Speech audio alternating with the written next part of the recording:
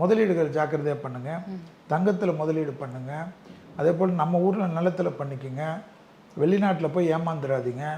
கொஞ்சம் கவனமாக இருங்கன்றது தான் நம்ம சொல்கிறது. வெளிநாட்டில் சம்பாதிச்சாலும் ரெடியாக பேக்கப் ரெடியாக வச்சுக்க. நம்ம என்றைக்காக இருந்தாலும் நம்ம ஓடுற மாதிரி அந்த ஊரில் பெரிய இன்வெஸ்ட் பண்ணாமல் உங்களுக்கு பெரிய பெரிய வீடுகள் இருக்கும். இப்போவே நல்ல விலை வரும். இந்த டைமில் நல்ல விலை வரும். திருப்பி 2031 அப்புறம் வாங்கிக்கோங்க. யாரும் வேணாம் சொல்ல. நான் என்ன சொல்கிறேன், இல்லையா ஒரு பெரிய வீடு இருக்கா அதோடு விட்டுடுங்க. திருப்பி பெருசாக இது பண்ணாமல் அந்த முதலீடெல்லாம் இந்த நாட்டில் போட்டுட்டு இல்லை துபாயில் போடு, இல்லை சிங்கப்பூரில் போடு.